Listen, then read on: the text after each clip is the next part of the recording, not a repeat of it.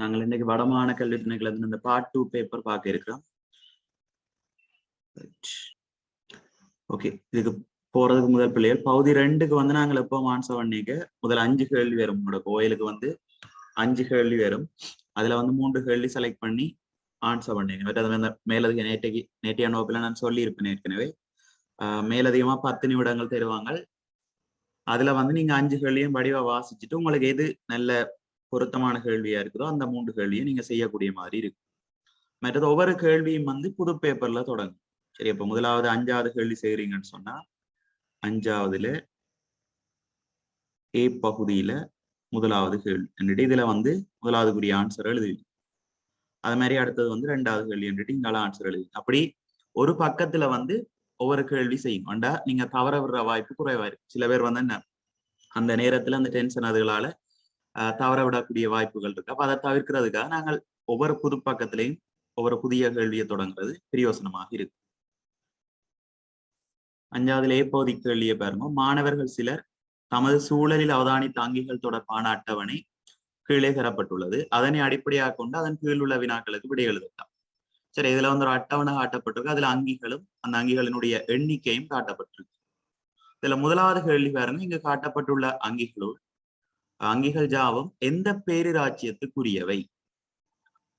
சரி, அப்ப அந்த எங்களுக்கு அந்த ஒழுங்கமைப்பு மட்டங்கள் தெரிஞ்சிருக்க வேணும் இந்த கேள்வி செய்யறது. சரி, அப்ப எந்த பேரிராச்சியத்துக்குரியவை என்று சொல்லிக்க 3 பேரிராச்சியங்கள் வந்து இருக்கு.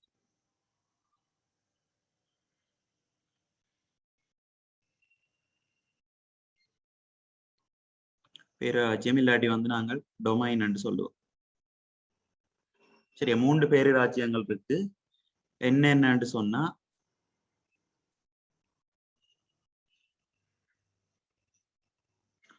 ஒன்று சொல்ல போறோம் டொமைன் ஆக்கியான்னு சொல்ல போறோம். பேரிராச்சியம் ஆக்கியாவாக இருக்கும்.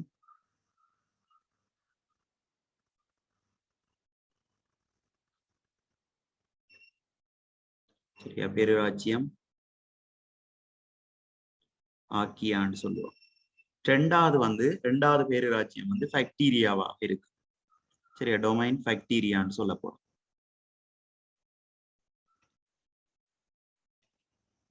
அதே மாதிரி 3வது வந்து டொமைன் யூகரியா.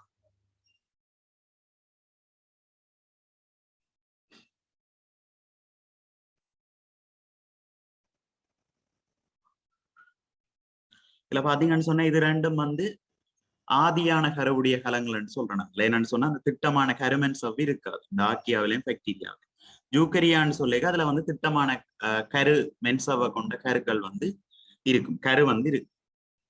சரி, அப்ப இந்த அடிப்படையில 3 வகையான பேரிராச்சியங்கள் இருக்க போது ஆக்கியா, பாக்டீரியா, யூகரியா.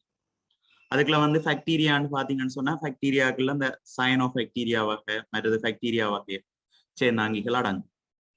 அது மாதிரி யூகரியான்னு எடுத்தவன்னு சொன்னா அதுல வந்து அதுக்கு அடுத்ததாக அடுத்த மட்டம் வந்து ராச்சியங்கள் இருக்கு.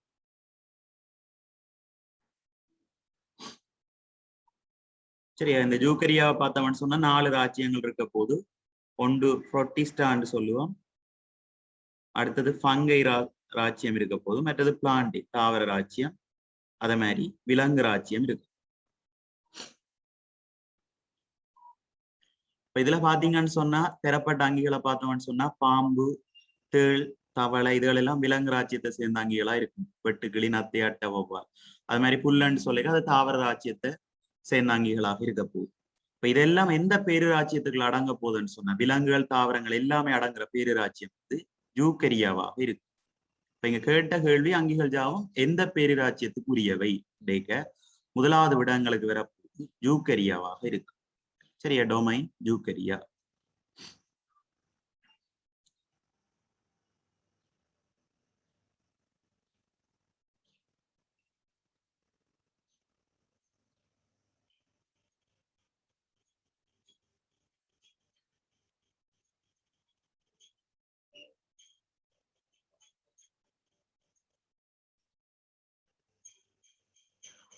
ரெண்டாவது கேள்விய பாருங்க.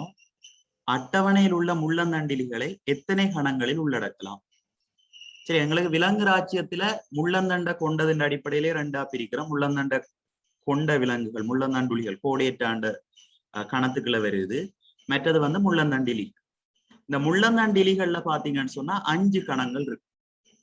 சரியா, முள்ளந்தாண்டிலிகள்ல 5 கணங்கள் இருக்கு. பைலம்னு சொல்றோம். சரியா, பைலம் இல்லாட்டி கணங்கள்னு சொல்லுவோம்.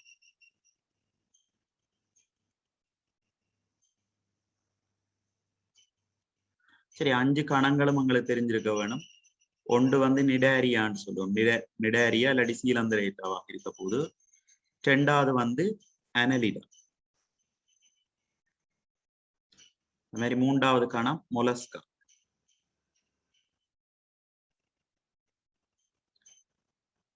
4 ஆத்ரபோடா.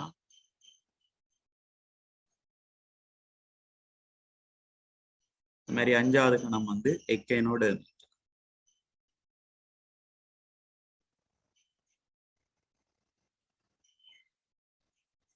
சரி, இதான் முள்ளந்தண்டியிலே இருக்கிற 5 கணங்கள்.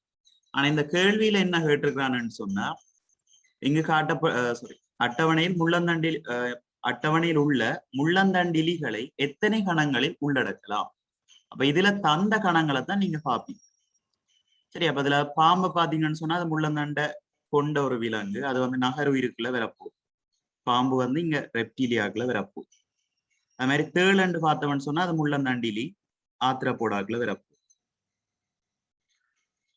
தவளையம் வந்து முள்ளந்தண்டை கொண்ட ஒரு விலங்கு. அது வந்து பிள்ளைகள் என்ன கணத்துக்குள்ள வரப்போகுது, எந்த கிளாஸுக்குள்ள வரும்? அம்பிபியா. ஆம்பிபியா. அது மாதிரி புல்லண்டைக்கு அது வந்து ஒரு தாவர ராஜ்யத்தை சேர்ந்த அங்கி. வெட்டுக்கிளியும் ஆத்திரப்போடாக்குல தான் வரும். அது மாதிரி நத்தை என்று சொல்லிக்க அது வந்து மொலஸ்கா, மென்னுடலி என்று சொல்லப்படும். அட்டை என்று சொல்லிக்க பிள்ளைகள் 2 வகை இருக்கு. ஒன்று மர அட்டை என்று சொல்லிக்க அது வந்து ஆத்திரப்போடாக்குல வரும். இந்த மர அட்டை, மட்டத்தேள் அதுகள் எல்லாம் ஆத்திரப்போடா கணத்துக்குள்ள வரும். லீச் அட்டை என்று தந்திருந்தா அது வந்து இந்த அனலிடாக்குல வரப்போம். சரி, அப்ப இதுல அவன் தார விதத்தை பொறுத்து எடுக்கணும். ஆனா ஆன்சர் ஸ்கீம் கொடுத்திருக்கணும், லீச் அட்டை என்ற மாதிரி தான் கொடுத்திருக்கணும். 2 வகை இருக்கு உங்களுக்கு. மர அட்டை என்று தந்தா அது வந்து ஆத்திரப்போடாக்குல வரும். சரியா, மற்றது லீச் என்று சொல்லிக்க அது வந்து அனலிடாக்குல வரும். சரியா, நாங்கள் இதை லீச் அட்டைன்னு சொல்லி எடுத்து செய்யணும். சரியா, நான் திருத்தின பேப்பர்ஸுக்கு 2க்குமே சரிதான் கொடுத்துருக்கேன். சரி, லீச் அட்டை என்று தந்தா அது வந்து அனலிடா. அது மாதிரி வவ்வால்ன்னு சொல்லிக்க குட்டி என்று பால் ஊட்டக்கூடிய அங்கி. அது வந்து முளையூட்டி முள்ளந்தண்டு உளிக்குள்ள வரப்போம். சரியா,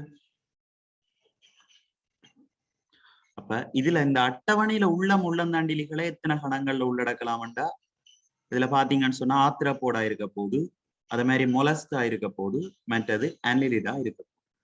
அப்ப 3 கணங்கள்ல உள்ளடக்கலாம்.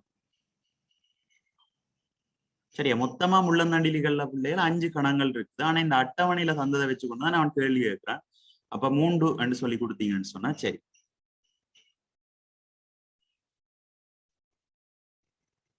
அடுத்ததை பாருங்கோ, இங்கு காட்டப்பட்டுள்ள ஆத்திரப்போடாவை சேர்ந்த விலங்குகள் எத்தனை? ஆத்திரப்போடாவை சேர்ந்த விலங்குகள் எத்தனை என்றுதான் கேட்டிருக்கான். சரி, இதுல வந்து அங்கிகளும் அதன் எண்ணிக்கையும் தரப்பட்டிருக்கு. அப்ப நாங்கள் அந்த அங்கிகள், அந்த ஆத்திரப்போடாவை சேர்ந்த அங்கிகள எண்ணிக்கையை கொடுத்தவன்னு சொன்னா சரி. சரி, அப்ப இதுல ஆத்திரப்போடான்னு பாத்தீங்கன்னு சொன்னா தேள்ல 3 இருக்க போற, அதே மாதிரி வெட்டுக்கிளியில 10 இருக்க போகுது. சரி, ஆத்திரப்போடாவை சேர்ந்த தேள் 3 எண்ணிக்கையில காணப்படுது, வெட்டுக்கிளி வந்து 10ல இருக்க போகுது. இப்ப விலங்குகளோட எண்ணிக்கை எத்தனை என்றபடியே நேரடியாக இந்த 10ஐயும் 3ஐயும் கூட்டி கொடுத்தீங்கன்னு சொன்னா சரி.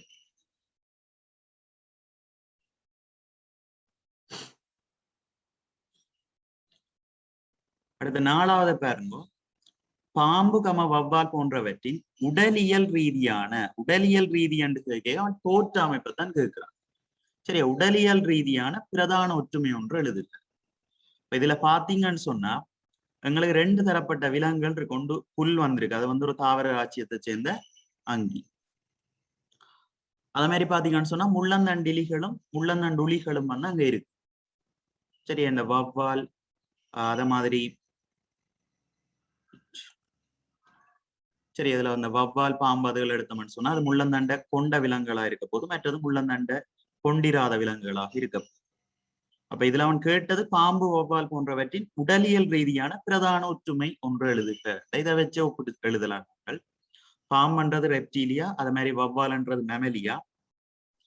அதுக்குள்ள பொதுவான பிரதான ஒற்றுமை என்று கேட்டா முள்ளந்தண்டு கொண்டிருக்கிறது. சரி, உடலியல் என்று சொல்லிக்க தோற்ற இயல்பு வச்சுக்கொண்டு எழுதி. சரி, அப்ப பிரதான ஒற்றுமை என்று கேட்டா பாம்பு வவ்வால் ரெண்டுமே முள்ளந்தண்டு சேர்ந்த அங்கிகள். சரி, அப்ப இதுக்கு முள்ளந்தண்டை கொண்டவை என்று எழுதினீங்களா?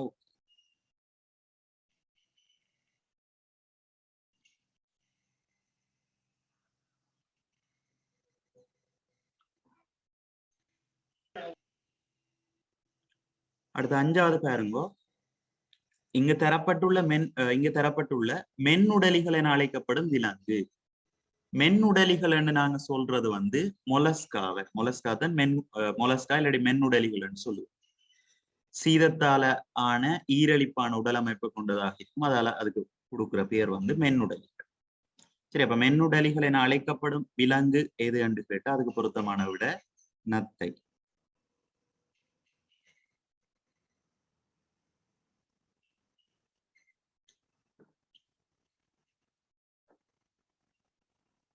அடுத்த 6வது பாருங்க, தவளையின் இரு சொற்பெயரீடு. இதுல வந்து அந்த பெயர் தரப்பட்டிருக்கு எனின் இதனை சரியான இரு சொற்பெயரிட்டு முறைக்கமைய கையெழுத்தினால் எழுதும் முறையே திரட்டாம். சரி, அப்ப இரு சொற்பெயரிட எழுதுற முறை எங்களுக்கு தெரிய வேணும். முதலாவதா வந்து 2 சொற்களை கொண்டு பெயரிடப்பட போகுது. ஒன்று வந்து சாதி பேரன்னு சொல்றோம், அடுத்தது வந்து இனப்பேரன்னு சொல்றோம். சரி, இதுல வந்து முதலாவதா சாதி பேர் எங்களுக்கு வரப்போகுது, 2வதாக இனப்பேர் வரப்போகுது. அது மாதிரி நாங்க இரு சொற்பெயரிட எழுதிக்க, சரியா, இரு சொற்பெயரிட எழுதிக்க வந்து பாத்தீங்கன்னு சொன்னா சாதி பேரனுடைய முதல் எழுத்து. சரி, இதைத்தான் நாங்க சாதி பேருன்னு சொல்ல போறோம். இந்த சாதி பேரனுடைய முதல் எழுத்து கேபிட்டல் லெட்டர்ல இருக்க வரும். மற்ற எல்லா எழுத்துக்களுமே ஸ்மால் லெட்டர்ல இருக்கும்.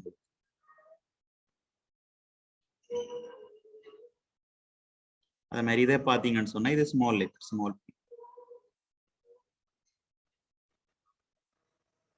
மற்றது அந்த 2 சொற்களுக்கு இடையில இடைவெளி இருக்க வேணும். மற்ற கையெழுத்தண்டபடியால இங்க நீங்க கட்டாயமா கோடு போடுவீங்க 2க்கு கீழே. சரியா, சாதி பேருக்கு கீழையும் அது மாதிரி இனப்பேருக்கு கீழையும் கோடு போடுவீங்க. மற்றது பிரிண்ட் அவுட்னு சொல்லி இட்டாலிக் முறையில சாய்வான எழுத்துக்கள்ல அச்சிடப்பட்டிருக்க. சரி, எவ்வளவு நிபந்தனைகளையும் பின்பற்றி எழுதுனீங்கன்னு சொன்னா சரி.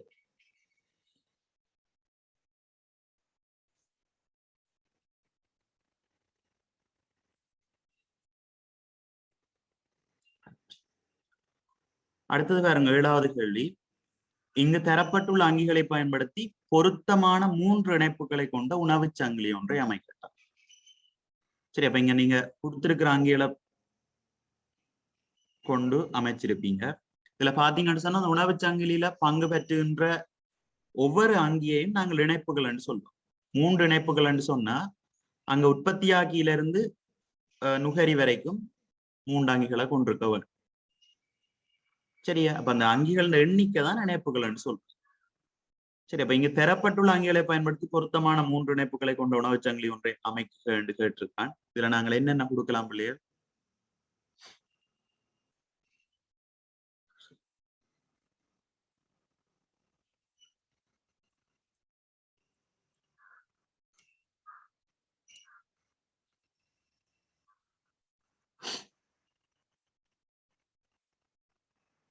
சரி, இந்த அட்டவணையை பொறுத்து புல் வெட்டுக்கிளி, புல்ல வெட்டுக்கிளி சாப்பிடும், அதனுடைய வெட்டுக்கிளியை தவளை சாப்பிடும். அந்த 3 இணைப்புகளை கொண்ட அங்கேயே கொடுக்கலாம்.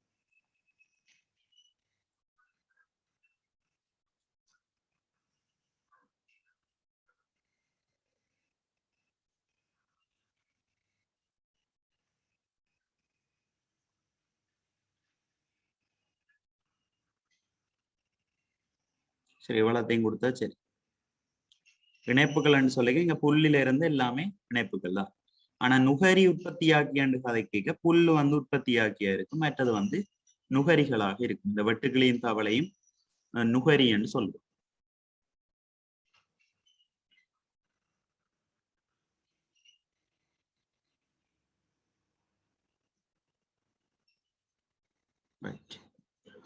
அடுத்த பாருங்க, 2வது கேள்வி. வினைத்திறனான உணவு சங்கிலியில் இணைப்புகளின் எண்ணிக்கை 5லும் குறைவாக காணப்பட காரணம் யாது? சரி, ஒரு இணைப்புகள் எண்ணிக்கை 5லும் குறைவாக இருந்தா தான் அதை நாங்கள் வினைத்திறனான உணவுச்சங்கிலின்னு சொல்லுவோம். என்ன காரணம்னு சொன்னா, இப்போ வந்து ஒரு புல்லில இருந்து வெட்டுக்கிளி உணவை பறைக்க அந்த உற்பத்தியாகியினுடைய சக்தி 90% சக்தி வந்து இழக்கப்படுது. சரி, அடுத்த போசன மட்டத்துக்கு கடத்தப்படுறது வந்து 10% சக்தி தான் கடத்தப்படுது. அது மாதிரி பிற வெட்டுக்கிளியில இருந்து தவளையிட்ட போய்க்க 90% சக்தி வந்து இழக்கப்படுது. அவர்கிட்ட போறதுன்ற 10% தான் தவளைக்கு வந்து கிடைக்குது. இணைப்புகள் எண்ணிக்கை கூடிச்சுதுன்னு சொன்னால் எங்களுக்கு இழக்கப்படுற சக்தி வந்து கூடவாக இருக்கு. சரி, அப்ப இணைப்புகள் எண்ணிக்கை எவ்வளவுக்கு எவ்வளவு குறைவாக இருக்குதோ அவ்வளவுக்கு அவ்வளவு வினைத்திறனாக இருக்கும். சக்தியை வந்து கொஞ்சம் வினைத்திறனாக பெற்றுக்கொள்ளக்கூடிய மாதிரி இருக்கு. சரி, அந்த காரணத்துக்காகத்தான் நாங்கள் இணைப்புகள் எண்ணிக்கை வந்து 5லும் பார்க்க குறைய இருக்கும். குறைவாக இருந்தா தான் வினைத்திறனான உணவுச்சங்கிலி என்று சொல்றோம்.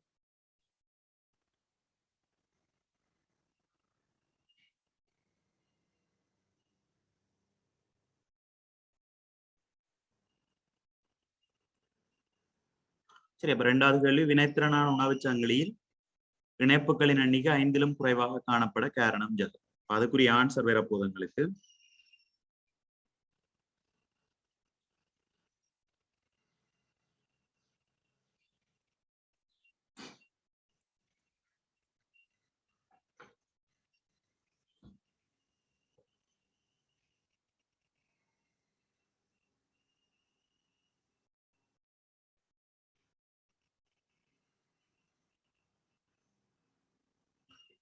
சரி, உணவுச் சங்கிலியில் உள்ள, அதுக்குரிய ஆன்சர் எழுதி கொள்வீங்க. உணவுச் சங்கிலியில் உள்ள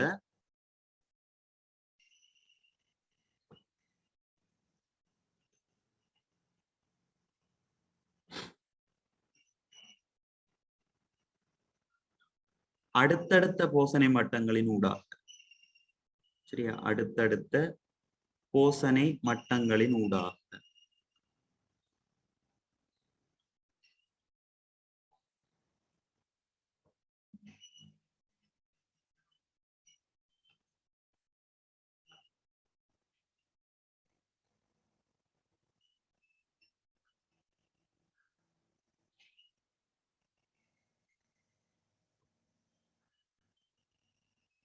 சக்தி கடத்தப்படும் போது சக்தி இழப்பு ஏற்படும். சரியா, சக்தி கடத்தப்படும் போது சக்தி இழப்பு ஏற்படும். சக்தி இழப்பு ஏற்படும்.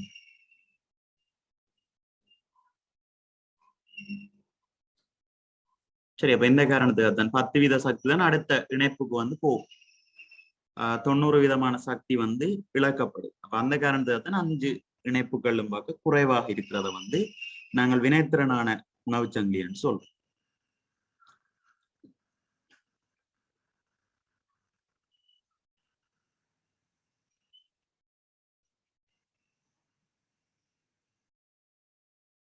ரைட். அடுத்த பாருங்க, நீர் எழுதிய உணவுச்சங்கிலியில் உள்ள இணைப்புகளை கொண்டு பொருத்தமான எண்ணிக்கை கூம்பகம் ஒன்றை கட்டி எழுப்பும். எழுதிய உணவுச்சங்கிலின்னு சொல்லிக்க நாங்கள் இங்க இந்த புல்லு, வெட்டுக்கிளி, தவளை என்ற உணவுச்சங்கிலியை வந்து எழுதியிருக்கிறோம். அதுல எண்ணிக்கை கூம்பகம் சொல்லிக்க அதுல ஒவ்வொன்றே எவ்வளவு எண்ணிக்கை இருக்குன்றதை கொடுக்குறதான் எண்ணிக்கை கூம்பகமாக இருக்கு. சரி, இதுல பாத்தீங்கன்னு சொன்னால் புல்லில வந்து 1000 எண்ணிக்கை வந்து காணப்படுது. அதே மாதிரி வெட்டுக்கிளியில பார்த்தோம்னு சொன்னால் 10, தவளையில 5. சரி, அப்ப இதுகளை வச்சுக்கொண்டு இதன்ற அமைப்பு தான் எண்ணிக்கை கூம்பகமாக. சரி, இப்ப புல் 1000 என்றபடியால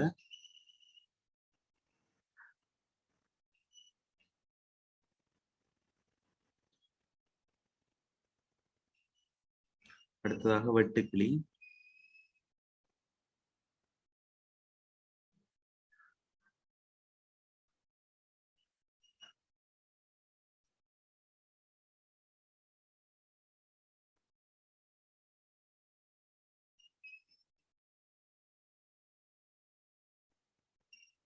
அடுத்தது தவளை.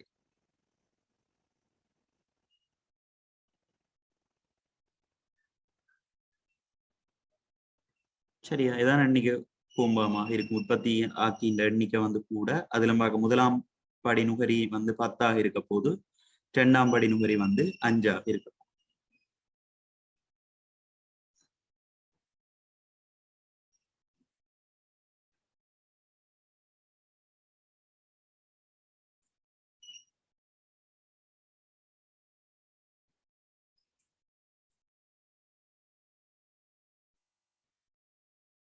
சரி, அப்ப இது வந்து உங்களோட உணவுச் சங்கிலி, இந்த உயிர்கோளம் சம்பந்தமாக வந்த ஒரு கேள்வி. சரி, ஏ பாட்டுக்குரிய கேள்வி. அடுத்தது வந்து பி பாட்டை பார்த்தோம்னு சொன்னா, இந்த 5வதுலயே பி பாட்டை பார்த்தோம்னு சொன்னா, மனித சுவாச தொகுதி ஒன்றை பற்றின கேள்வி வந்து வந்திருக்கு. சரியா? இல்ல பாத்தீங்கன்னு சொன்னா, மனித சுவாச தொகுதியின் சுவாச சிற்றறையின் அமைப்பு கீழே காட்டப்பட்டுள்ளது. சரி, இதை பார்த்தே சில விஷயங்கள் விளங்கிக் கொள்ள வேணும். சுவாச சிற்றறையில நடக்கிற 2 செயற்பாடுகள் இங்க காட்டப்படுது. ஒன்று வந்து பாத்தீங்கன்னு சொன்னா, இது வந்து சுவாச சிற்றறைன்னு சொல்லப்படும். இந்த பகுதி சுவாச சிற்றறையாக இருக்கும். இது வந்து குருதிமய துளை குழாயாக இருக்கும். சரி, அப்ப அதுக்கு 2க்கும் இடையில நடக்கிறது வந்து வாயு பரிமாற்றமாக இருக்கு. சரி, இதுல பாத்தீங்கன்னு சொன்னா, இந்த இடத்துல இருந்து எக்ஸ் என்றவர் சிற்றறைக்குள்ள வார, இங்கால பாத்தீங்கன்னு சொன்னா வையில இந்த வையன்றது வந்து சிற்றறையில இருந்து செங்குளிய கலங்களால கடத்தப்படுற மாதிரி காட்டி. சரி, அப்ப அதை பார்த்துட்டு எங்களுக்கு இங்க என்ன செயற்பாடு நடக்குதுன்றது தெரிய வரும். சரியா? செங்குளிய கலங்களுக்குள்ள போறபடியால இல்லாட்டி சிவப்புன்றத்தால காட்டி இருக்கபடியால இந்த வையன்ற வாயு வந்து வையன்ற கூறு வந்து ஆக்சிஜனாக இருக்கு. அது மாதிரி இவர் குருதிமயத்துளை குழாயில இருந்து சிற்றறைக்குள்ள போற நீல கலர்ல காட்டி இருக்காங்க. அப்போ ஒட்சி அகற்றப்பட்ட குருதி, கார்பனீர் ஒட்சைட் இருக்கு. சரி, அணிகேள்விக்குள்ள போவோம். படத்தில் சிற்றறையில் பரிமாற்றப்படும் எக்ஸ், Y ஆகிய எழுத்துக்களால் குறிக்கப்பட்டுள்ள வாயுக்களை இனங்கண்டு பெயரிடுக. சரி, அப்ப பார்த்தோம்னு சொன்னால் எக்ஸ் வந்து CO2, அது மாதிரி Y வந்து ஆக்சிஜனாக இருக்கு.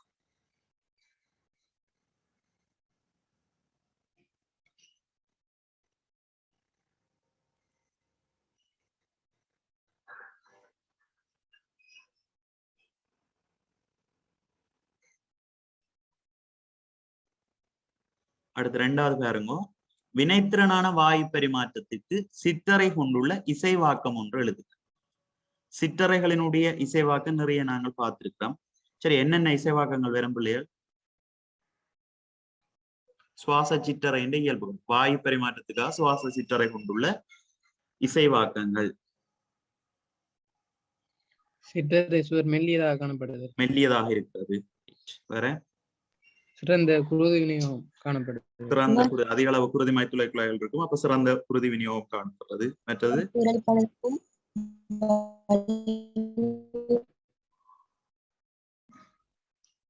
நெட்வொர்க் பிரச்சனை இருக்கு, கதைக்கிறது விளங்கி.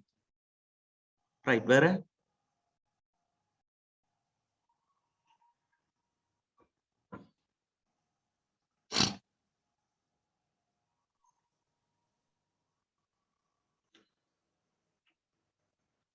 சரி, மற்றது வந்து பெரிய கூடுதலான எண்ணிக்கையில சுவாச சிற்றறைகளை கொண்டிருக்கிறது. அது மாதிரி குருதி விநியோகம் வந்து கூடுதலாக காணப்படுறது. சிற்றறையின் சுவர் வந்து மெல்லியதாகவும் ஈரலிப்பானதாகவும் காணப்படுறது. அப்படி நிறைய இயல்புகள் பார்த்திருக்கிறோம். இதுல கேட்டது வந்து ஒரு இசைவா. சரி, அதுல ஏதாவது ஒன்று கொடுத்தீங்கன்னு சொன்னால் சரி. சரி, ஒன்று சிற்றறைச்சுவர் மெல்லியதாண்டு கொடுக்கலாம், இல்லாட்டி சிற்றறைச்சுவர் ஈரலிப்பானதுன்னு சொல்லி கொடுக்கலாம்.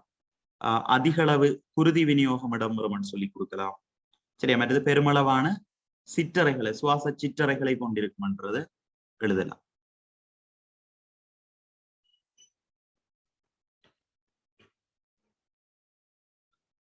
அடுத்த 3வது பாருங்க.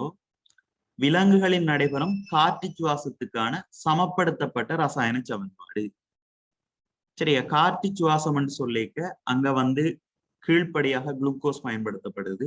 குளுக்கோஸ் வந்து ஆக்சிஜனால் உடைக்கப்பட்டு சக்தியை தோற்றுவிக்கிற செயல்முறையைத்தான் காற்று சுவாசம் சொல்றோம். சரி, அப்ப இங்க கேட்டது வந்து சமப்படுத்தப்பட்ட ரசாயன சமன்பாடு. இப்ப குளுக்கோஸ் உடைப்பு தாக்கம் அதை எழுதி காட்டினீங்கன்னு சொன்னால் சரி. சரியா, குளுக்கோஸுக்கு C6H12O6, அதோட ஆக்சிஜனோட சேர்ந்து காற்று சுவாசம் கொண்டபடியே ஆக்சிஜன் பங்கு பெற்றும்.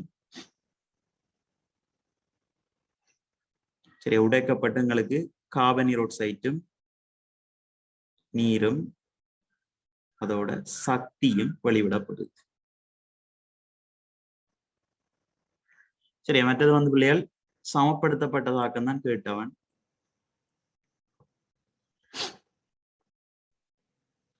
சரியா, உங்கள் அநேக மாணாக்களுக்கு ஞாபகம் இருக்கும், ஒளித்தோப்பு கலச்சுவாசம் ரெண்டும் ஒன்று கொண்டு எதிர்மாறானதுன்னு பார்த்துருக்கோம். சரி, ஒளித்தோப்புன்னு சொல்லி கார்பனீரோட்சைட் நீரை பயன்படுத்தி, கார்பனீரோட்சைட் நீர் மூலப்பொருளா இருக்கும், சூரிய சக்தியை பயன்படுத்தி எங்களுக்கு விளைவுகளுக்குள்ள குளுக்கோஸும் ஆக்சிஜனும் பெறும். காற்று சுவாசம்னு சொன்னா அதுக்கு எதிர்மாறானதுன்னு பார்த்துருக்கோம். சரியா, குளுக்கோஸை பயன்படுத்தி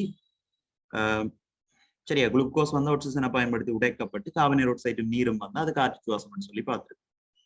சரியா, மற்றது வந்து தாக்கங்கள் சமப்படுத்தி இங்க 6 கார்பன், அப்ப இதுலயும் 6 போட்டீங்கன்னு சொன்னால் இங்கே 6 கார்பன் இருக்க போது. மற்ற இதுல பாத்தீங்கன்னு சொன்னால்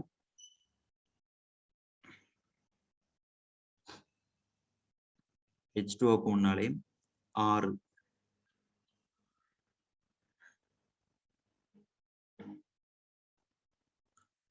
சரி, இங்க R10 12 ஆக்சிஜன், இங்க 6 ஆக்சிஜன், அப்ப 12 மாறும் 18 ஆக்சிஜன் இருக்க போது. இங்க பாத்தீங்கன்னு சொன்னா R10 12 12 மாறும் 18 ஆக்சிஜன்.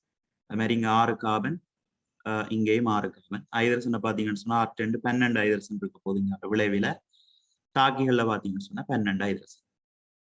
சரி, அப்ப எங்களுக்கு தாக்கம் வரப்போது C6H12O6 சக 6O2. சமப்படுத்தப்பட்ட தாக்கம் கேட்டவன், அப்ப சமப்படுத்தித்தான் கொடுப்பீங்க. 6CO2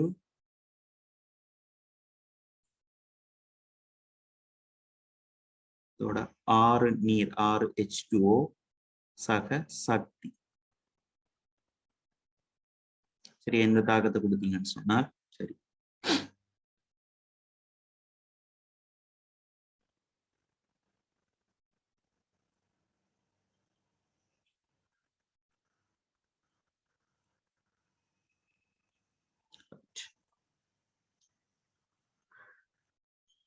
அடுத்த 4வது பாருங்க, விலங்குகளில் நடைபெறும் காற்றின்றிய சுவாசம் வேறு எப்பெயர் கொண்டு அழைக்கப்படும்.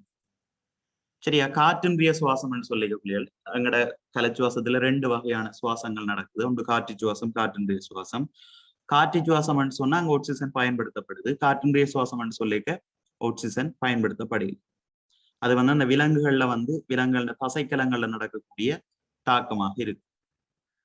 சரி, அப்ப காற்றின்றிய சுவாசத்தை வந்து நாங்க சொல்றது அங்க வந்து லெத்ரிக் அமிலம் உருவாக்கப்படியால அதுக்கு நாங்க கொடுக்குற பெயர் வந்து இலத்திரிக் அமில நொதித்தலாக இருக்கு. சரியா, இலத்திரிக் அமில நொதித்தல்.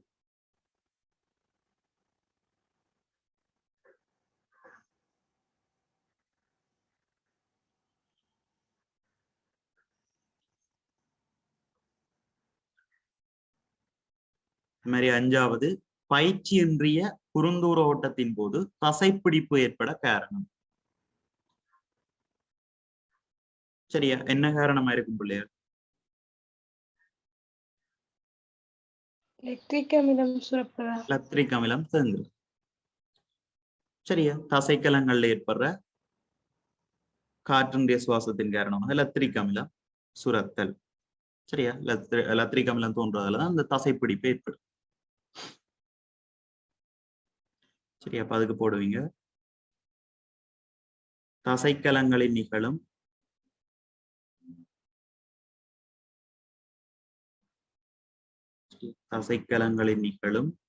காற்றின்றிய சுவாசத்தின் காரணம். இல்லாட்டி நீங்க நேரடியா ஒரு தனிவடியா எழுதினாலும் சரி, லெக்டிக் அமிலம் தேங்குவதனால் என்று போட்டாலும் சரி. சரியா, தசைக்கலங்களில் நிகழும் காற்றின்றிய சுவாசத்தின்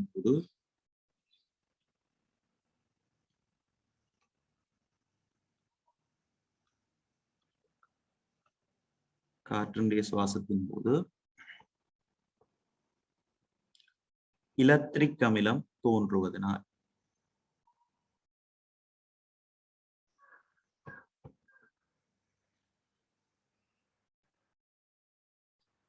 இலத்திரிக் அமிலம் தோன்றுவதனால்.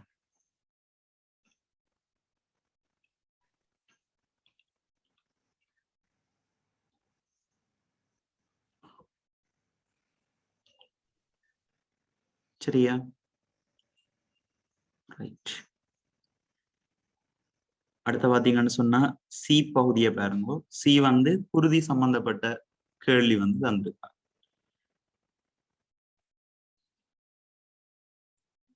சரியா? மனித குருதி இழையம் தொடர்பான பின்வரும் வினாக்களுக்கு விடை எழுதுக. அதுல இருக்கக்கூடிய கூறுகள் சிலது உங்களுக்கு தந்திருக்கான். கீழே முதலாவது கேள்வியை பாருங்க. குருதி உறைதலுடன் தொடர்பட்ட குருதியின் திண்மக்கூறு எது? சரியா? வந்து குருதி சிறுதட்டாக. அடுத்த பாருங்க. நாம் உள்ளடக்கும் உணவின் போசனை கூறுகள் எதில் காணப்படும்? சரி, எங்க இருக்கும் பிள்ளைகள்? உணவின் போசனை கூறுகள், கழிவு பதார்த்தங்கள், அது மாதிரி ஓமோன்கள் எல்லாம் குருதியின் எந்த கூறுல இருக்கு? குருதி திரவலை. திரவழி. சரி, அப்ப இதில் காணப்படும் சொன்னா குருதி திரவ இழையம்.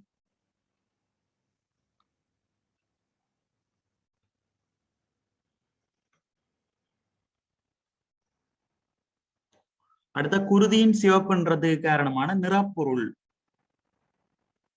சரி, இதுக்கு என்ன ஆன்சர் பண்ணுவீங்க? ஹீமோகுளோபின். ஹீமோகுளோபின்.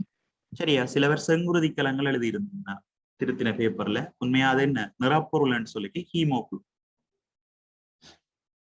சிவப்புன்றதுக்கு காரணமான நிறப்பொருள் வந்து ஹீமோகுளோபின் இருக்கு.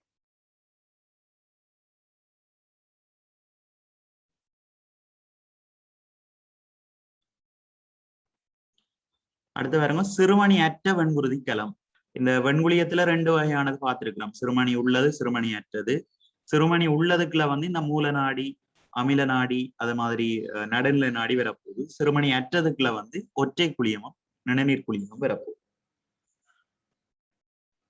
சரி, அப்ப சிறுமணி அற்ற வெண்குருதி கலம்னு சொல்லிக்க அது வந்து சிறுமணி அற்ற வெண்குருதி கலம்னு சொல்லிக்க அங்க தரப்பட்டது வந்து ஒற்றை குழி.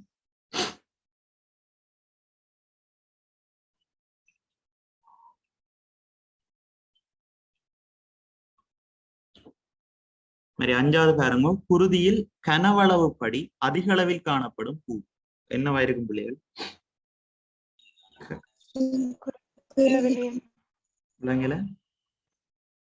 குருதி திரவலியம். திரவழி. சரியா? கனவளவு படி கூட இருக்கிறது திரவழி. 55% வந்து திரவழியம் தான் இருக்க போது. திண்மக்கூறுகள் 45% இருக்க போகுது. அதிக அளவில் காணப்படும் கூறுன்னு சொல்லிக்க குருதி திரவழியம்.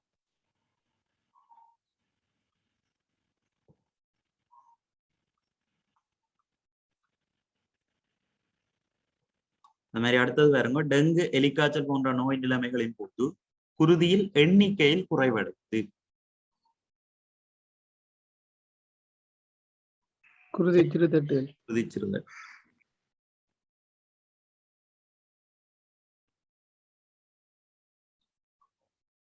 அடுத்து பாருங்க, குருதியில் காணப்படும் குருதி புரதம் ஒன்று எழுதட்டும்.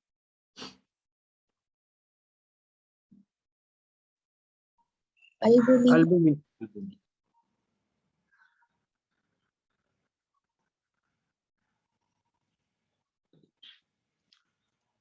இதான் உங்களோட முதலாவது பாட்டுக்குரிய எஸ்ஏல முதலாவது பாட்டுக்குரிய விஷயம்.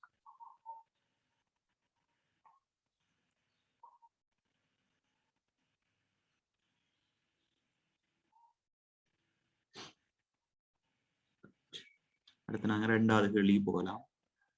சரி, முதலாவது பாத்தீங்கன்னு சொன்னா எல்லாமே பயோக்குரிய உயிரியல் பகுதிக்குரிய கேள்விகளா இருக்குது. 2வது வந்து கெமிஸ்ட்ரி பகுதிக்குரிய கேள்வி.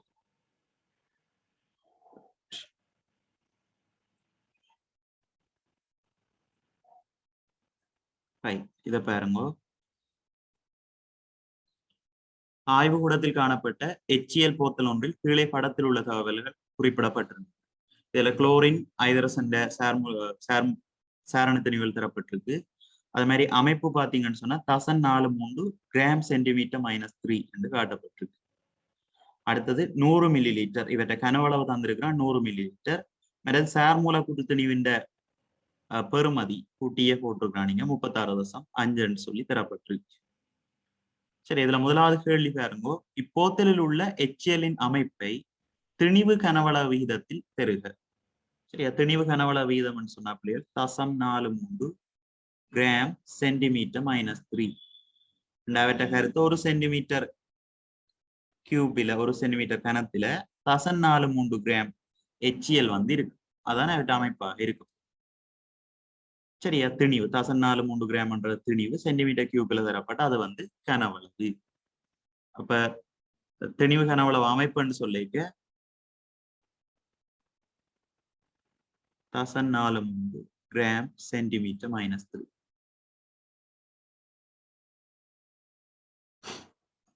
அடுத்தது பாருங்க, மேலே வினா ஒன்றில் நீர் குறிப்பிட்ட அமைப்பிலிருந்து நீர் விளங்குவது யார்? சரி, எந்த அமைப்பிலிருந்து விளங்குறது என்னன்னு சொல்லித்தான் கேட்டிருக்கேன். அப்ப 1 சென்டிமீட்டர் கியூபில 1 சென்டிமீட்டர் அந்த HCl கரைசலுக்குள்ள 0.43 கிராம் HCl திணிவு காணப்படுது. சரி, இதுல இருந்து நாங்க விளங்கிக் கொள்றது என்னன்னுதான் கேட்டிருக்கோம். 1 சென்டிமீட்டர் கியூப் கரைசல்ல 0.43 கிராம் திணிவு கரைஞ்சிருக்கு. அதை எழுதினீங்கன்னு சொன்னா சரி.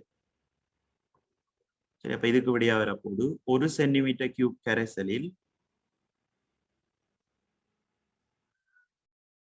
1 சென்டிமீட்டர் கியூப் கரைசலில் 0.43 கிராம் HCl கரைந்துள்ளது. சரியா, ஃபுல்லா எழுதி கொள்ளுங்க பிள்ளைகள். 1 சென்டிமீட்டர் கியூப் கரைசலில் 0.43 கிராம் HCl கரைந்துள்ளது.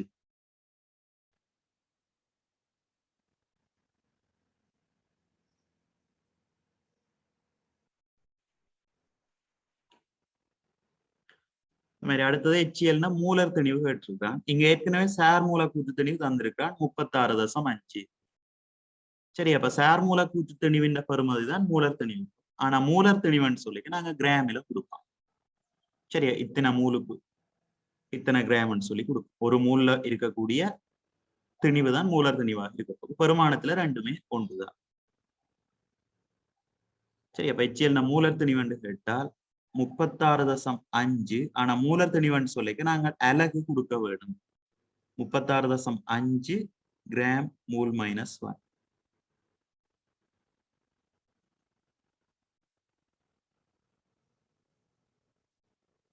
சரி, ஒரு மூல்ல இருக்கக்கூடிய பதார்த்தத்தினுடைய திணிவு. சரி, அப்ப 36.5 கிராம் மூல் -1. பெறுமதியில ஒன்றுதான் 2. ஆனா சார் மூல கூட்டு திணிவண்டைக்கு அதுக்கு அலகு இல்லை. மூலர் திணிவன் சொல்லிக்க அதுக்கு நாங்க அலகு போடுவோம். 36.5 கிராம் மூல் -1. சரி, ஒரு மூல் பதார்த்தத்தினுடைய திணிவாக இருக்கு. அதான் கிராம் மூல் -1.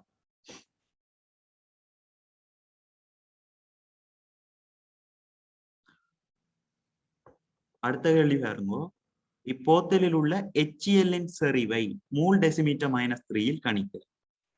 சரி, அப்ப செறிவண்டு சொல்லிக்க பிள்ளைகள், செறிவண்டு சொல்லிக்க மூலின் கீழ் கனவளவாக இருக்கு. சரியா, அப்ப எங்களுக்கு முதல் மூல காண வேணும். கனவளவு தந்திருக்கா 100 மில்லி லிட்டர். சரியா, மில்லி லிட்டரை நாங்கள் அலகு மாற்றம் செய்ய வேணும். என்னன்னு சொன்னா டெசிமீட்டர் கியூப்னு சொல்லிக்க 1000ஆல பிரிச்சு கொடுப்போம். மற்றது மூல் அளவண்டு தந்தபடியால் இதுல பாத்தீங்கன்னு சொன்னா மூலன்னு சொல்லிக்க திணிவின் கீழ் மூல திணிவாக இருக்க போகும். சரி, அப்ப திணிவு எங்களுக்கு தெரியும் 0.43 கிராம். சரி, எவ்வளவுக்குள்ள 1 சென்டிமீட்டர் கியூப்ல 0.43 கிராம்.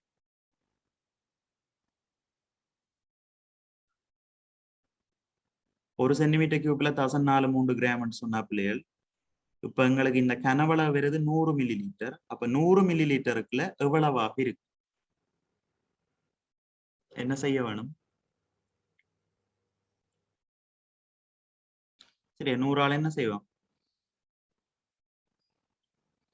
பெருக்கும். அதாவது 1 சென்டிமீட்டர் கியூப், இதன் அமைப்பு என்ன? 1 சென்டிமீட்டர் கியூப், 1 சென்டிமீட்டர் கனத்துக்குள்ள 0.43 கிராம் கரைஞ்சிருக்கு என்று சொல்லி அர்த்தம். இப்ப 100 மில்லி லிட்டருக்குள்ள எவ்வளவு கரைஞ்சிருக்கு? 100ஆல பெருக்குவோம்.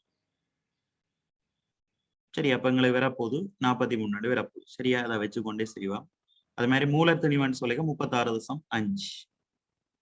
சரி, எவ்வளவு எங்களுக்கு மூல் அளவாக இருக்க போகுது? அடுத்தது வந்து கனவளவு கேட்கிறான். கனவளவு வண்டபடியால நாங்கள் 100 மில்லி லிட்டரை வந்து சரி இதை வந்து 100/1000 பிரிக்க வேணும். நாங்க பிரிக்க வரும் 1000/100 சொல்லி வரும். சரியா, கனவளவன் சொல்லிக்க மில்லி லிட்டர்ல தந்திருக்கிறான். அதை வந்து நாங்கள் டெசிமீட்டர் கியூப்புக்கு மாத்தணும். டெசிமீட்டர் கியூப்புக்கு மாத்தணும்னு சொல்லி சொன்னால் 1000 பிரிக்க வேணும். சரியா, அப்ப இதை வந்து நாங்க சுருக்கினோம்னு சொன்னால் இந்த 100ம் இந்த 100ம் வெட்டுப்படும். சரியா, அப்ப எங்களுக்கு வார விட எவ்வளவாக இருக்கு சுருக்கி சொல்லுங்க. 11.7 இருக்கு. 11.7. சரியா, 11.78 மூல் டெசிமீட்டர் -3. சரி, இதுல அலகு முக்கியம். சரியா, மூல் டெசிமீட்டர் -3 இருக்கு. சரியா, காண வேண்டியது செறிவு. அப்ப மூலின்கள் கனவளவு நாங்க மூல் காணுவோம். முதலாவது இதுல பாத்தீங்கன்னு சொன்னா 1 சென்டிமீட்டர் கியூப்ல 0.43 கிராம் திணிவு இருக்கு. அப்ப இங்க எங்களுக்கு கேட்டது வந்து 100 மில்லி லிட்டருக்குள்ள எவ்வளவு இருக்குன்னு சொல்லி 1 சென்டிமீட்டர் கியூப்ல 0.43 கிராம்னு சொன்னா 100 மில்லி லிட்டர்ல இருக்கிறத 100ஆல பெருக்க வேண்டும். சரி, அதன் கீழ் மூலர் திணிவு தந்திருக்கான் 36.5. அதன் கீழ் கனவளவன் சொல்லிக்க கனவளவு வந்து 100 மில்லி லிட்டர். அதை வந்து நாங்கள் டெசிமீட்டர் கியூப்புக்கு மாத்தேக்க 1000ஆல பிடிப்போம். சரி, அப்ப இதன் கீழ் 100/1000 சொல்லி வரப்போம். சரி, அப்ப தர 1000/100 சொல்லி நாங்க போடலாம். சரி, அப்புறம் அதை நாங்க சுருக்கி எடுத்தோம்னு சொன்னால் 11.78 மூல் டெசிமீட்டர் -3.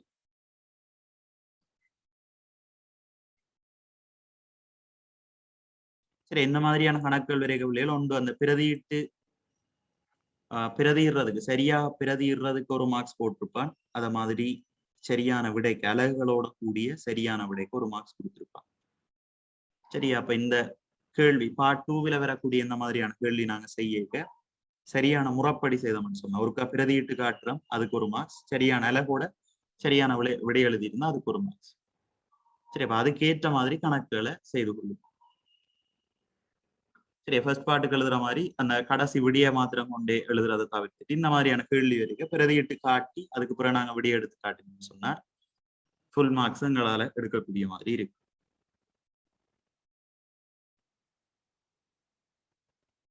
சரி, நீங்களா சுயமா இருக்கா செய்து பாருங்க திருப்ப இந்த கணக்கு.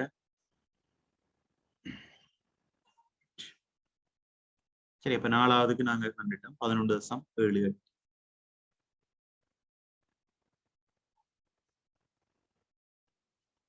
மூல் டெசிமீட்டர் -3. அடுத்து பாருங்க, ஆய்வு கூட செறிந்த அமிலம் ஒன்றை ஐதாக்கம் செய்யும் போது பின்பற்றப்படும் முக்கிய செயற்பாடு. சரியா, என்ன செய்வோம் பிள்ளைகள்? ஐதாக்கம் செய்ய நாங்கள் கட்டாயம் என்ன செய்ய வரும்? சரி, எப்பவும் அமிலம் ஒன்று ஐதாக்கம் செய்யக்க நாங்கள் வந்து நீருக்குள்ளதான் அமிலம் சேர்ப்போம். அமிலத்தை நேரடியா இப்ப அமிலத்துக்களை நேரடியா நாங்க தண்ணியை சேர்த்தோம்னு சொன்னால் சில வேளை தாக்கம் நடந்து அந்த வெடிப்பு மாதிரியான விபத்துகள் ஏற்படுறதுக்கான சந்தர்ப்பங்கள் இருக்கு. சரி, அப்ப அதுக்காக நாங்கள் எப்பவும் என்ன செய்வோம்னு சொன்னால் நீருக்குள்ளதான் அமிலத்தை சேர்ப்போம். அதோட அமிலத்தை சேர்க்க துளி துளியாக சேர்ப்போம். சரி, அப்ப ஐதாக்கம் செய்யும் போது பின்பற்றப்படும் முக்கிய செயற்பாடுன்னு சொல்லிக்க குறித்த கனவளவு நீருக்குள்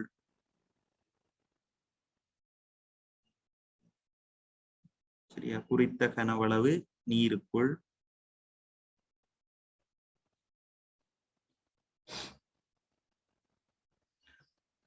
துளி துளியாக அமிலத்தை சேர்த்தல்.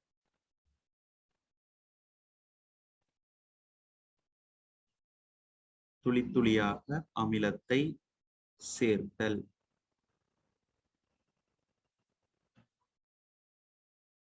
சரி, அப்ப ஆய்வு கூட செறிந்த அமிலம் ஒன்றை ஐதாக்கம் செய்யும் போது பின்பற்றப்படும் முக்கிய செயற்பாடுன்னு சொல்லிக்க குறித்த கனவளவு நீருக்குள்ள துளி துளியாக அமிலத்தை சேர்த்தல்.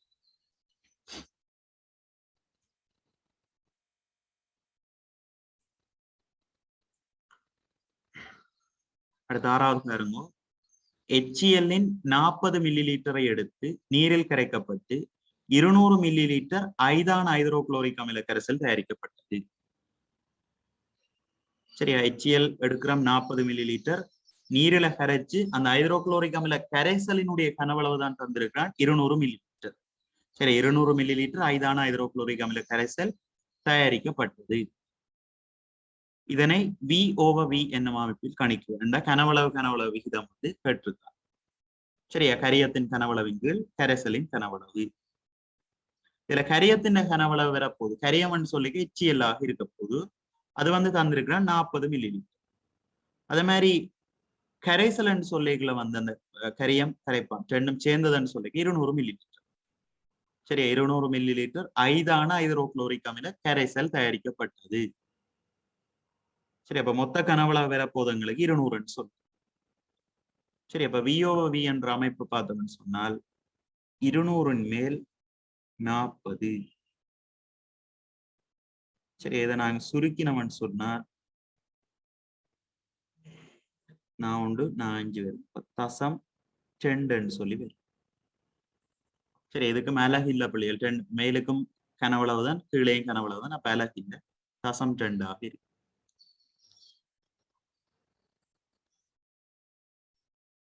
இதுக்கும் அப்படித்தான். முதலாவது சரியான முறையில பிரதியிட்டு காட்டினீங்கன்னு சொன்னால் 1 மார்க்ஸ், இறுதி விடைக்கு 1 மார்க்ஸ்.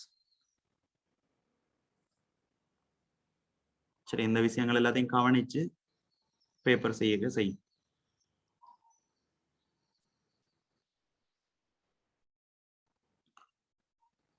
அடுத்த 7வது பாருங்க, HCl மூலக்கூறில் அணுக்களுக்கிடையே எவ்வாறான ரசாயன பிணைப்பு காணப்படும். சரி, HCl மூலக்கூறுன்னு எடுத்தவன் சொன்னா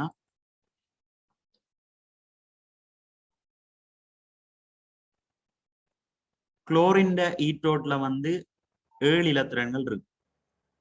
சரி, அது மாதிரி ஐதரசன் ஈட்டோட்ல 1 இலத்திரன் இருக்கு. ஐதரசன் உறுதியான இலத்திரன் நிலையமைப்பை எடுக்கணும்னு சொன்னா ஐதரசன் உறுதியான இலத்திரன் நிலையமைப்பு வந்து ஹீலியத்தின் இலத்திரன் நிலையமைப்புக்கு சமனாக இருக்கு. அதாவது 10 இறுதியோடுல 2 நிரம்பி இருந்தார். ஐதரசனை பொறுத்த வரைக்கும் ஒரு சக்தி மட்டும் தான் இருக்க போகுது, ஒரு ஓடு தான் இருக்க போகுது. அப்ப 2 நிரம்பி இருக்கிறதா அவருக்கு உறுதி. குளோரின் சொன்னோம்னு சொன்னால் அது வந்து 3வது சக்தி மட்டும், 2 8 7. கடைசி சக்தி மட்டத்துல 7 இலத்திரன்கள் நிரம்பி இருக்க, சாரி 7 இலத்திரன்கள் இருக்கும். உறுதி அடையணும்னு சொன்னால் இன்னும் 1 இலத்திரன் தேவை, 8 இலத்திரன் இருக்கிறதான் உறுதி நிலை.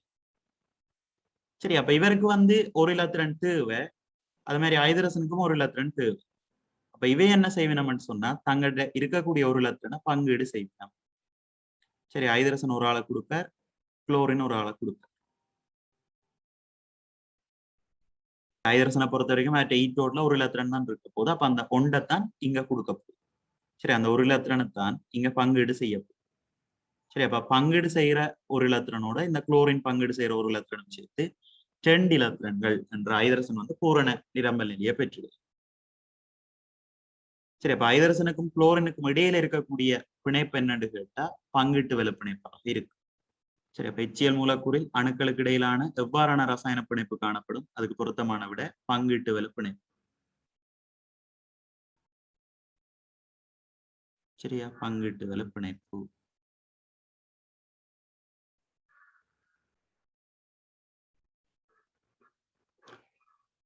சரி, அடுத்தது 7வது பாருங்க, சாரி 8வது பாருங்க. ஆய்வுக்கூட அமிலம் உமது கையில் தவறுதலாக பட்டுவிட்டால் நீர் உடனடியாக செய்யக்கூடிய முதலுதவி செயற்பாடு. சரியா, அமிலம் தவறுதலாகப்பட்ட நாங்க என்ன செய்யணும் உடனடியா? ஓடுற சொல்லுங்க.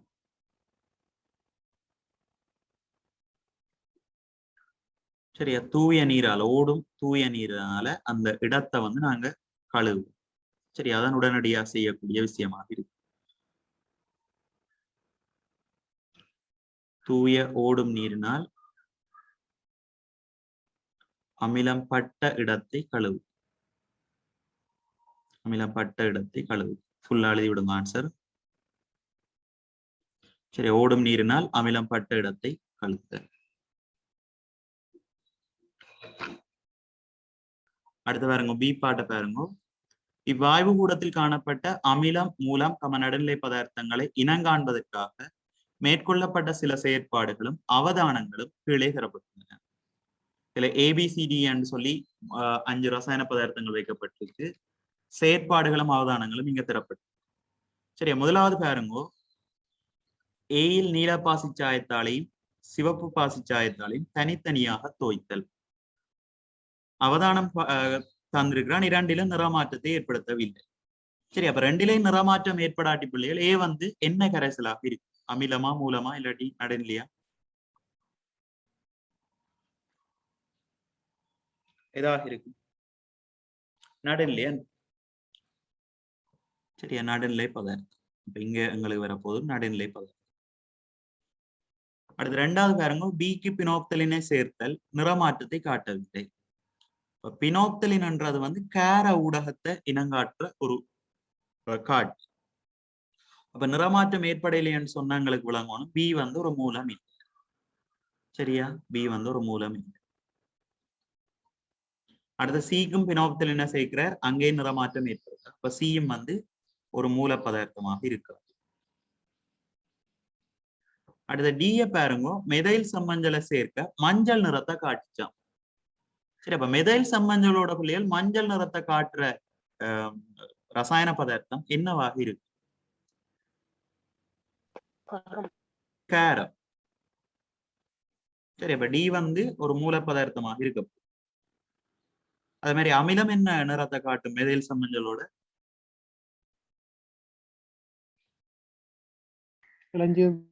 சிவப்பு நிறத்தை காட்டும்.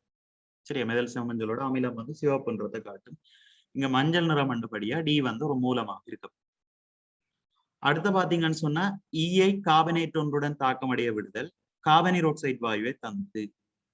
ரைட், கார்பனேட்டுகளோடையும் இரு கார்பனேட்டுகளோடையும் தாக்கம் அடைஞ்சு கார்பனீரோக்சைடு தாரது என்ன பதார்த்தமாக இருக்கு?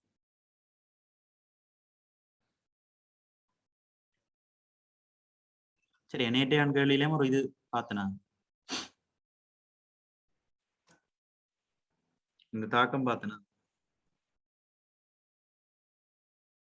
Calcium carbonate. கால்சியம் கார்பனேட் அதாவது என்ன அமிலமாக இருக்கு. சரி, அமிலம் தான் சொன்ன இந்த கார்பனேட்டுகளோட தாக்கம் அடைஞ்சு கார்பனீரோக்சைடு வாயுவை கொடுக்கும். நாங்கள் கார்பனீரோக்சைடு வாயு தயாரிப்புக்கு தாக்கத்துக்கே பார்த்திருக்கோம். கால்சியம் கார்பனேட்டும் அமிலம் ஒன்றும் தாக்கம் அடைஞ்சுதான் எங்களுக்கு கார்பனீரோக்சைடு உருவாகும்.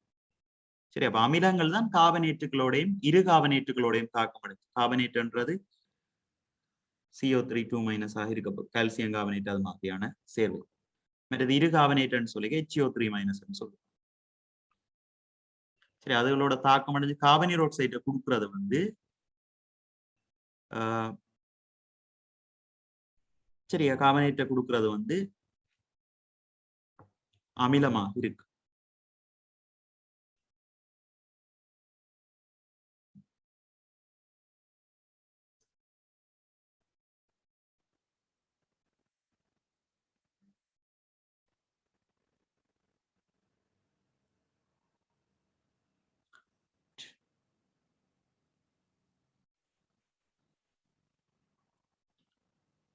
Okay, ready. முதலாவது கேள்வியை பாருங்க, செயற்பாடுகள் 1, 2, 3, 4 ஆகியவற்றின் போது அமிலம் மூலம் நடுநிலை பதார்த்தங்களை இனங்காண்பதற்கு பயன்படுத்தப்பட்ட பதார்த்தங்கள் பொதுவாக இவ்வாறு அழைக்கப்படும். சரி, அதாவது இந்த நீல பாசிச்சாயத்தாள், செம்பாசிச்சாயத்தாள், பினோப்தலின், மெதைல் சம்மஞ்சள், இதுகள் எல்லாத்தையும் நாங்கள் பொதுவாக என்ன பெயரால சொல்லுவோம்? காட்டி. சரி, ஆய்வுக்கூடத்தில் இருக்கிற அமில மூல நடுநிலை பதார்த்தங்களை இனங்காண்றதுக்கு பயன்படுத்துறத காட்டிகள்னு சொல்லுவோம். அடுத்து ரெண்டாவது பாருங்க, மேலுள்ளவற்றுள் நடுநிலை பதார்த்தம் என உறுதியாக கூறக்கூடியது சரியா எதாக இருக்கும்?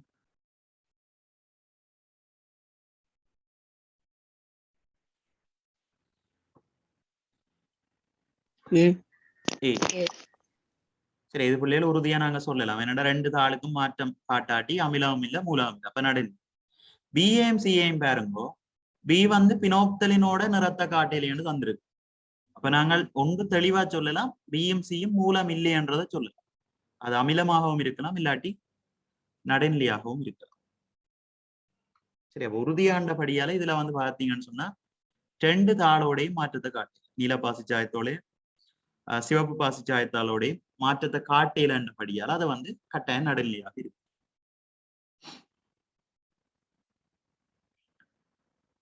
அடுத்த பாருங்க, நீர்க்கரசலுடன் OH- தோற்றுவிக்கும் பதார்த்தம் எது? சரியா, என்ன பதார்த்தம்? டி. சரியா, மூலங்கள் தான் கரைசல் நிலையில OH மைனஸ் அயனை வந்து தோற்றுவிக்கிறது. அப்ப இங்க வந்து டி வந்து மூல மண்டினம் கண்டு வச்சிருக்கிறோம். ஆகவே பொருத்தமான விட டி ஆக இருக்கு. அடுத்த பாருங்க, 4வது ஈயை சமசரிவுடைய டியுடன் சேர்த்து. ஈ என்று சொல்றது ஈ வந்து ஒரு அமிலமாக இருக்க போது நாங்க இனம் கண்டு வச்சிருக்கோம் அமிலம்னு சொல்லி, அதை சமசரிவுடைய டியோட சேர்க்கிறோம். அப்ப டி என்றது இனம் கண்டிருக்கிறோம் மூலம். அப்ப அமிலத்தை மூலத்தோடு சேர்க்கப்படுறோம். சரியா, சேர்த்து பின்னர் அதற்கு செயற்பாடு ஒன்றை செய்த போது, செயற்பாடு ஒன்று என்ன, நீல பாசிச்சாயத்தாலும் சிவப்பு பாசிச்சாயத்தாலையும் தனித்தனியாக அந்த உருவாகின கரைசலுக்குள்ள சேர்க்கிறோம். சரி, ஒன்றை செய்த போது அதே அவதான புறப்படும். அதாவது ரெண்டிலே நிறமாற்றங்கள் ஏற்பட இல்லை அப்படின்னு சொன்னா உருவாகினது ஒரு நடுநிலை பதார்த்தமாக இருக்கு. முதலாவது கேள்வி கேட்டிருக்கான், மேலே இரு பதார்த்தங்களுக்கும் இடையே நடைபெற்ற தாக்கம் எவ்வாறு அழைக்கப்படும்? சரி, ஒரு அமிலத்தையும் மூலத்தையும் சேர்க்க போறோம். சரியா, ஈய சமசரிவுடைய டியோடையன்னு சொல்லிக்க ஈ வந்து அமிலம், டி வந்து மூலமாக இருக்க போகுது. அப்ப அமிலத்தையும் மூலத்தையும் சேர்த்தா பிள்ளைகள் அங்க நடக்கிற தாக்கம் என்ன தாக்கமாக இருக்கும்?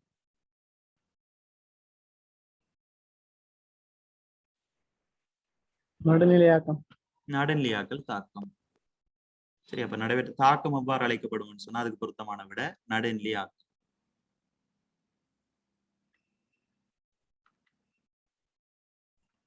சரி, அப்ப இதண்டு கொண்டு போய்க்க எல்லாம் விளங்குற மாதிரி தான் இருக்கும் பிள்ளைகள். அப்ப நீங்க திருப்பூருக்கா செய்து பார்க்க வேண்டும். அடுத்து பாருங்க, இவ்வகையான தாக்கம் அன்றாட வாழ்வில் பயன்படுத்தப்படும் சந்தர்ப்பம் ஒன்றை எழுத்து. நிறைய சந்தர்ப்பங்கள் பார்த்திருக்கோம். அதுல ஏதாவது ஒரு சந்தர்ப்பம் எழுதி சொன்னா சரி. என்னென்ன வரும் நடுநிலையாக்கலுக்கு அன்றாட வாழ்க்கையில? தேனி கொட்டணும். தேனி கொட்டினா அந்த இடத்துக்கு வந்து நாங்கள் கேர பதார்த்தம் சேர்க்கிறோம். அது மாதிரி மண்ணுண்ட அமிலத்தன்மையை நடுநிலையாக்குறதுக்கு சுண்ணாம்பு சேர்க்கிறது. சுண்ணாம்புன்னு சொல்றது ஒரு மென் கேர பதார்த்தம். சரி, அது மாதிரி இறப்பை அழற்சி அந்த அமிலத்தன்மையை போக்குறதுக்காக மெக்னீசியா பால் வில்லைகளை பயன்படுத்துறது. மெக்னீசியா பால் வில்லைகள் என்பது ஒரு மென் கேர. சரி, அப்படி ஏதாவது ஒரு சந்தர்ப்பம் எழுதினீங்கன்னு சொன்னால் சரி. நடுநிலையாக்கல் சந்தர்ப்பம் ஏதாவது எழுதினீங்கன்னு சொன்னா ஓகே. சரியா, தேனி கொட்டின இடத்துல சுண்ணாம்பு சேர்க்கிறது, இல்லாட்டி அப்பச்சோடா போன்ற மென்கார பதார்த்தங்களை சேர்க்கிறது. மற்றது இறப்பையின் அமிலத்தன்மையை போக்குறதுக்கு மெக்னீசியா பால் அருந்துதல். அதே மாதிரி மண்ணின் அமிலத்தன்மையை நீக்கிறதுக்கு சுண்ணாம்பு இல்லாட்டி சாம்பல் இருக்கிறது. சரி, அப்படி ஏதாவது ஒரு சந்தர்ப்பம் எழுதுங்க ஓகே. அடுத்து சிய பாருங்க, அருகில் எம் என்னும் மூலகத்தின் நியம குறியீடு தரப்பட்டுள்ளது. சரி, அதுல வந்து எம்ன்றது காட்டியிருக்கிறான், கீழே 12 மேல 25. சரி, அப்ப 12ன்றது வந்து தெரியும் என்ன எண்ணாக இருக்க போகுதுன்ற அணுவெண். அது மாதிரி 25ன்றது வந்து மேல எப்பவும் திணிவன் வரும். சரியா, கீழே உள்ளது அணுவெண்ணாக இருக்க போகுது. இப்ப இதுல கேட்டிருக்கிறான், இதன் அணு ஒன்றில் உள்ள இலத்திரன்களின் எண்ணிக்கை யார்? சரி, அணுவன் 12 படியா பிள்ளைகள். ஒரு அணு என்று சொல்லிக்க நடுநிலையானது என்று சொல்லு.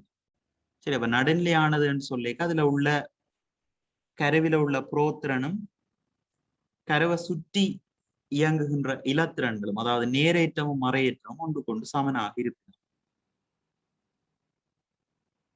சரியா, அப்ப இதுல பாருங்க, இலத்திரன்கள் எண்ணிக்கை எவ்வளவு வந்து கேட்டது. அப்ப எவ்வளவாக இருக்கு முதலாவது பொருத்தமான விட?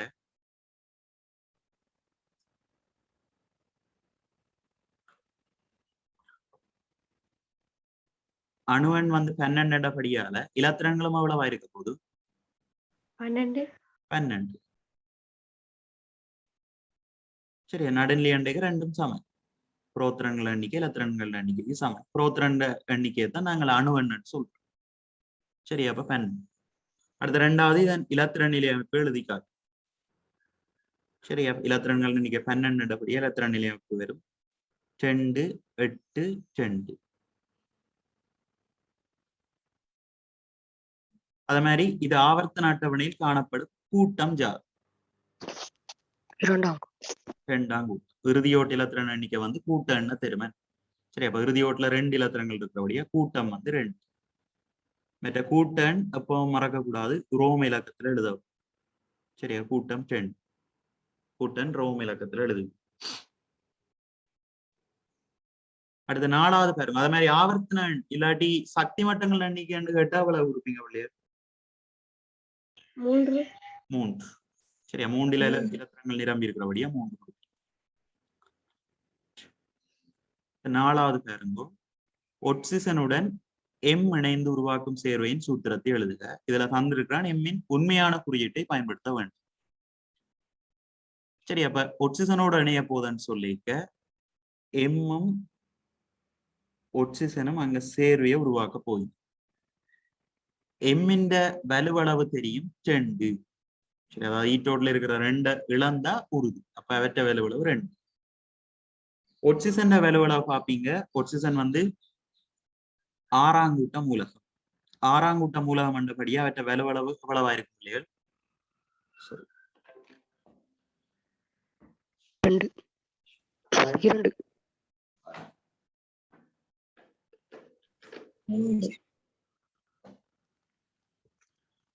ஒட்சிசன் வலுவளவும் 2ஆக இருக்க போகுது. சரி, அப்ப சேர்வை வந்து உருவாகிக்க 2 வலுவளவுகளையும் மாத்தி போடுவீங்க. 2ம் ஒரே வலுவளவாக இருக்கிற சந்தர்ப்பங்கள்ல, இல்லாட்டி வலுவளவு ஒன்றாக இருந்தா அதை நாங்க எழுத வேண்டிய தேவை இல்லை. சரி, அப்ப உருவாகிற சேர்வை வந்து MOவாக இருக்கு. சரி, இதுல அவன் தந்த குறியீட்டை பயன்படுத்தி தான் கொடுக்க சொல்லி கிடக்கு. உண்மையான குறியீட்டை பயன்படுத்த வேண்டாம் தந்திருக்கு. இப்ப நீங்க அவன் தந்ததிலேயே கொடுத்தீங்கன்னு சொன்னா சரி, 4வது பொருத்தமான விட MOவாக இருக்கு.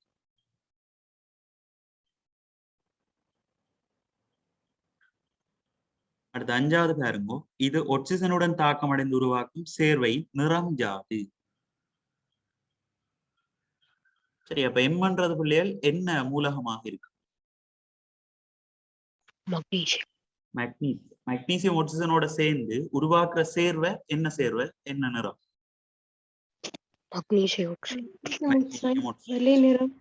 வெள்ளை நிறமாக இருக்கு. வெண்ணிற சுவாலையோட எரிஞ்சு உங்களுக்கு வெண்ணிற தூமா கிடைக்கும். சரி, அப்ப சேர்வை என்ன நிறம் என்றபடியால வெள்ளை நிறம்.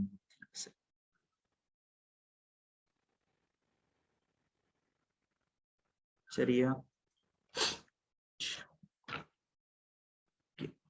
இதுவெல்லாம் எங்கட 2வது எஸ்ஏல 2வதுக்குரிய ஆன்சர்ஸ். சரி, 2வது முழுமையா பாத்தீங்கன்னு சொன்னா ரசாயனவியல் பகுதிக்குள்ள வந்த கேள்விகளாக இருக்கு. சரியா, ஓகே ரைட். நீ வார வகுப்பு நாங்கள் மிச்ச கேள்விகளை பார்ப்போம். இதை ஒருக்கா திருப்ப நீங்க பிராக்டிஸ் பண்ணும்போது திருப்ப ஒருக்கா செய்து பார்த்துட்டு அதை விளங்காட்டி கேளுங்க. திருப்ப நீங்கள் ஒருக்கா சுயமா இன்னொருக்கா செய்து பாருங்க. செய்யத்தான் எங்களுக்கு பிராக்டிஸ் வரும். அதாவது அந்த நான் சொன்ன விஷயங்களை கவனிச்சு எத்தனை மார்க்ஸ்ன்றதுக்கு ஏற்ற மாதிரி இந்த பிரதியீடு அதுகள் எல்லாம் நீங்க செகண்ட் பார்ட்டுக்கு அதே முறையில செய்து கொள்ளலாம். சரியா, பிரதியிடுறதையும் போட்டு விடயம் எடுத்தீங்கன்னு சொன்னா அதுக்கு அந்த ஃபுல் மார்க்ஸும் கிடைக்கக்கூடிய மாதிரி இருக்கு. சரி, அப்ப இன்னொருக்கா பேப்பரை திருப்ப செய்து இப்ப சொல்லேக எல்லாம் ஓகே அந்த மாதிரி கிடைக்கும். அது புதுசா இன்னொருக்கா இந்த பேப்பரை தந்தாலே செய்ய கஷ்டப்படுங்க. அப்ப இன்னொருக்கா செய்து பாருங்க. திருப்ப ஒருக்கா செய்து பார்க்கறது பிரயோசனமாக. சரியா, மிச்ச வகுப்பை மிச்சத்தை நாங்கள் வார வகுப்பு பார்ப்போம்.